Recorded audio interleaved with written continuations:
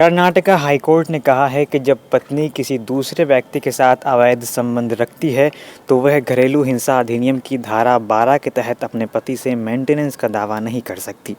Justice Rajendra बदामीकर की एकल पीठ ने पत्नी की पुनरीक्षण याचिका को खारिज कर दिया।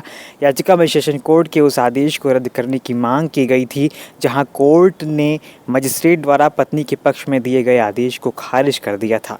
बेंच ने अपने आदेश में कहा कि ओरल और डॉक्यूमेंट्री एविडेंस ये साफ तौर से जाहिर करते हैं कि याचिकाकर्ता अपने पति के प्रति ईमानदार नहीं है और उसका उसके पड़ोसी के साथ एक्स्ट्रा मैरिटल अफेयर है। ऐसे में जब वह विचार में रह रही है तो उसके मेंटेनेंस के दावे का कोई सवाल ही पैदा नहीं होता।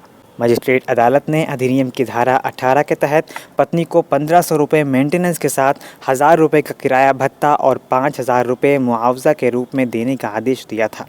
पति ने सेशन अदालत के समक्ष आदेश को चुनौती दी थी, जिसने मजिस्ट्रेट कोर्ट के आदेश को रद्द कर दिया था।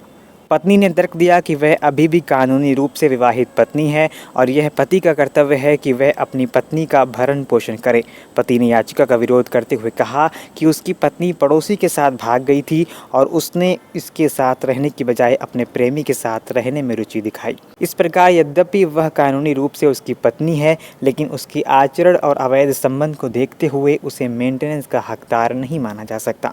कोर्ट ने पति के तर्क का संज्ञान लेते हुए कहा, पत्नी की यह दलील कि वह कानूनी रूप से विवाहित पत्नी होने के नाते मेंटेनेंस की हकदार है, उसके आचरण और व्यभिचारी जीवन को देखते हुए स्वीकार नहीं की जा सकती। कोर्ट ने पत्नी की याचिका खारिज करते हुए कहा, चूंकि वह मेंटेनेंस का दावा कर रही है, इसीलिए उसे अपनी ईमानदारी साबित करनी होगी। जब वह खुद ईमानदार नहीं है तो वह अपने पति पर उंगली नहीं उठा सकती।